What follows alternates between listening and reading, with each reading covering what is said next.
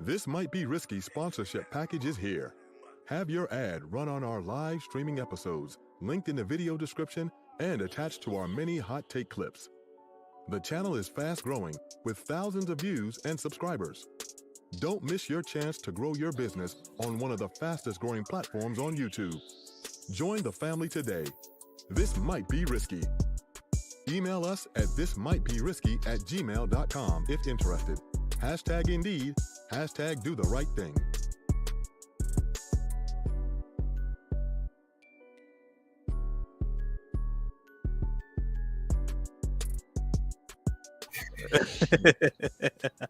All right, go ahead, Ken. So, I'm gonna like, pull some ladies up here. Go ahead.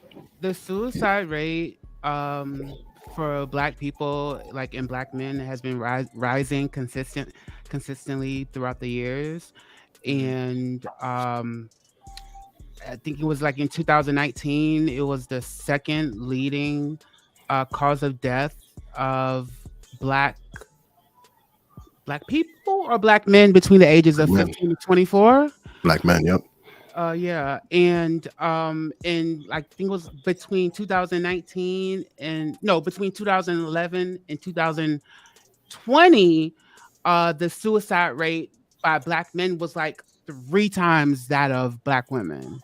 So, like, this suffering silence is doing us a disservice in No, the I have end. to push back on that. I have to push back because if we're saying what Adrian's saying to be true, that we are more in touch, we are not as toxic as we used to be back in the day. Why weren't those men committing suicide and things of that nature at higher rates if it was so bad back then? And now we know more, but now we killing I ourselves. have the answer. I have answers for this. You mean all it Go. takes is a quick Google.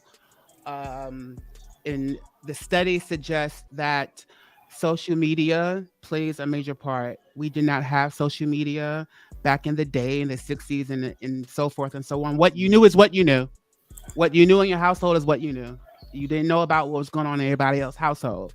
You know, the gifts, everybody showcased their gifts on Christmas, the gifts to the ceiling, your pagan holidays and things. So social media plays a role. Racism still plays a role as well.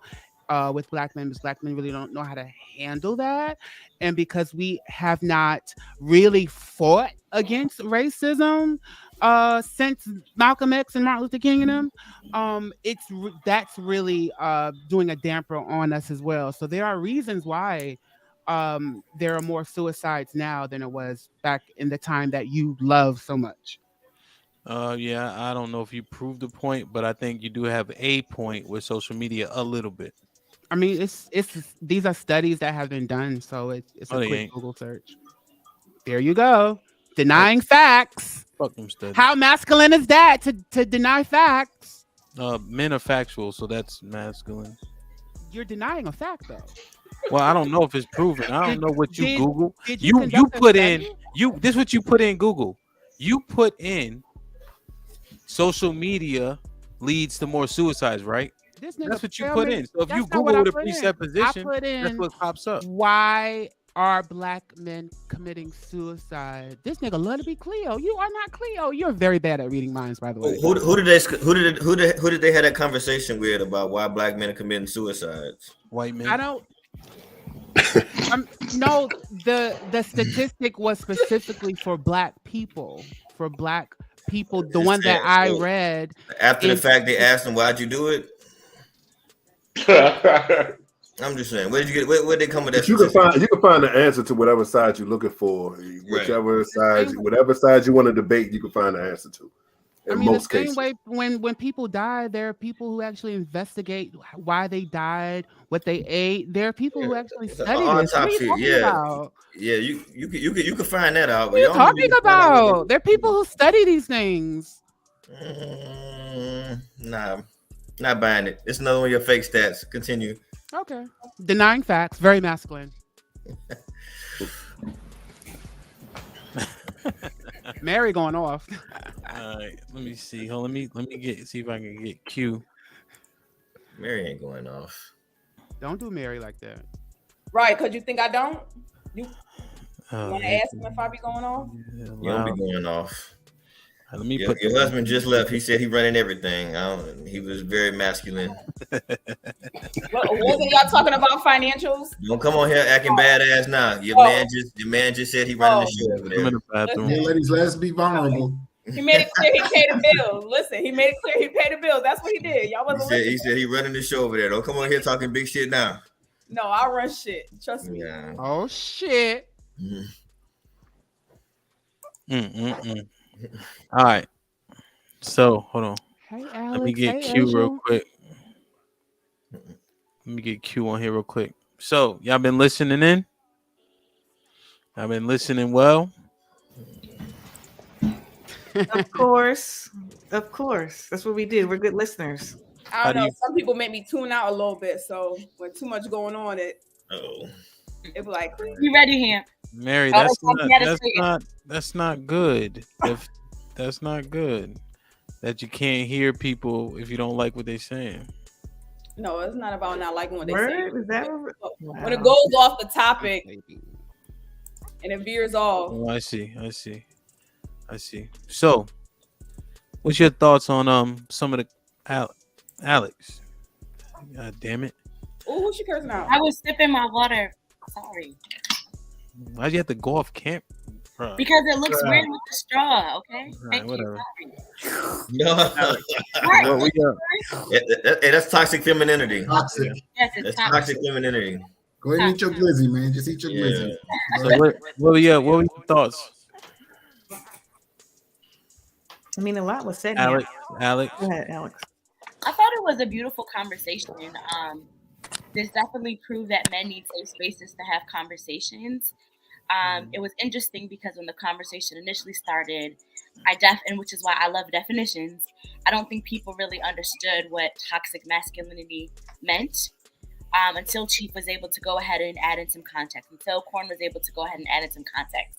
And I know we kept harping on it a little bit, but even in it was laughable moment, but even in the conversation about the glizzy or the hot dog, whatever it is, right? When you see that, it's just like, why, as a man, why would you do that, right? Those things are considered toxic. Like, why can't I just enjoy certain things? I also think on the topic of when it says, should men suffer in silence? I think we automatically think about just financial, and it's not. It's bigger than that. And I think we keep equating men to just their pockets, their financial leverage, right? When there's more to that. I think when it comes down to health, I know for my husband, he had a torn rotator cuff. This man sat with it for years. And I was finally like, yo, you were in a lot of pain. Say something. You need to do something about it. And it literally took him 8 years after the injury to go ahead and get the surgery. And it was a night and day experience for him. And for me, it was just, why didn't you say anything? When we've had certain issues that have come up, and I'm like, moments that you should be selling, like, it's okay. It's okay to grieve. It's okay to process or whatever the case is. But I think as a society, we don't allow men to have the safe space. And I even think that's on women as well. I think that's just kind of how we're conditioned on both ends. But I think this was a beautiful conversation. And I liked as the conversation progressed that people were getting a little bit more vulnerable. And then Chief and speaking to at the basketball game with the hug, that really resonated to me because you might have goddamn basketball. Oh, I'm sorry, football, whichever. Okay, toxic, excuse me. But I thought that was a very endearing moment. And to me, it was bigger than the hug. He needed that. So I think moments like that are very far and few. I wish that there were more spaces and opportunity for that to happen, but we live in the society that we do. I think that we are getting there, but it's going to take some time and a lot of unlearning to get there. Question. So I know you guys were in the chat. So you think it makes a man toxic to like keep some of the stereotypes that men have had? Yes, it's not true. To not cry and all that, that's toxic. Yes, it's not true. I believe it is to an extent. That's a bullshit answer a little bit though, right? Because to an extent it can be everything. I mean, it could be bullshit, but it can also be truth. So whichever side.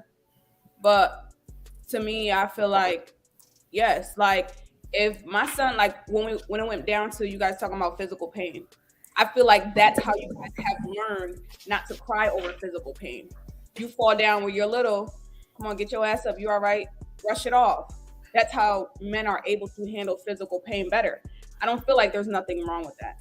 Now, oh, somebody just yelled at you or whatever the case may be, and you're crying, you're upset, you can't express yourself.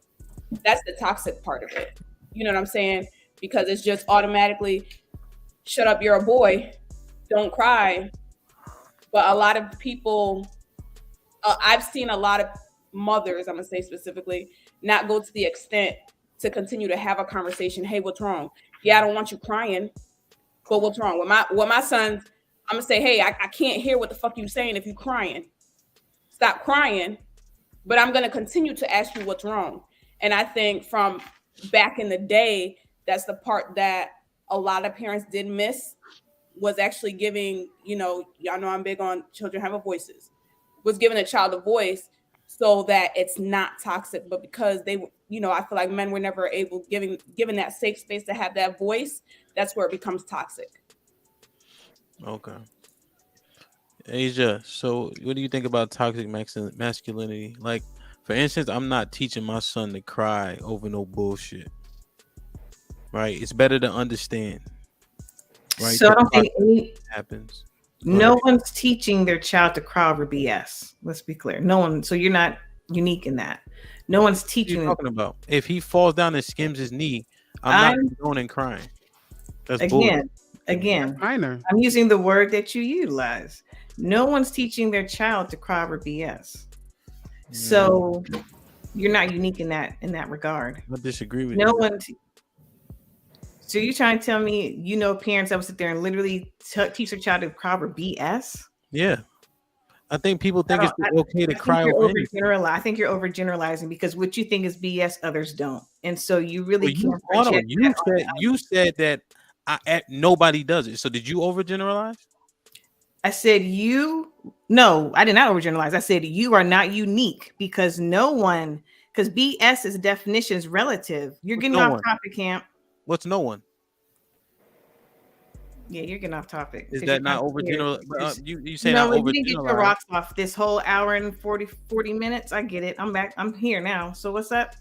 No, you were saying I overgeneralized. You said no one, right? So is that an overgeneralization? No, it's truth. Nobody is going to teach their child to cry over BS, because your definition of BS is not their definition, is what I'm saying to you.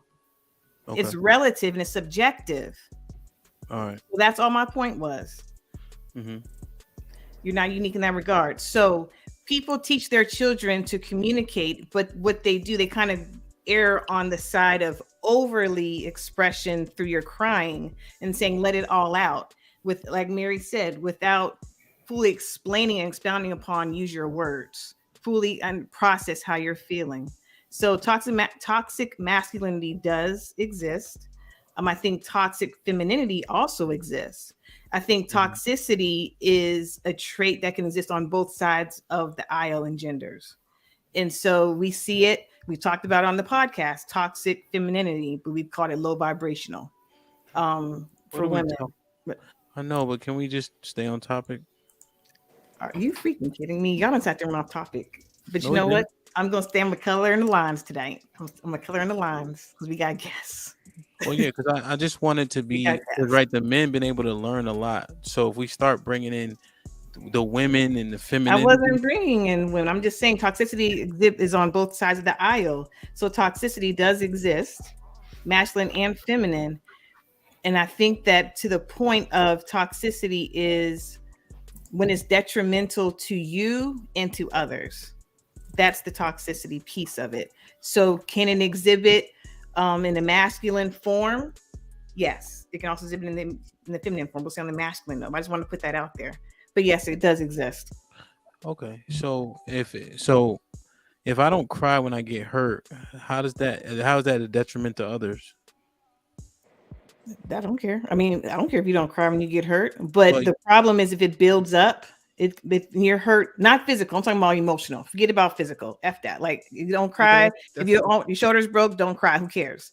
But if you have emotional and spiritual pain and you're not processing it, there's not to be a cry. It could be a conversation. It could be working out. It could be doing a therapist, it could be journaling, but expressing it is what's toxic, because it does cause a buildup, and it may not be exhibited in that moment or maybe the next hour, but it's going to come out in some toxic way to yourself and or to others.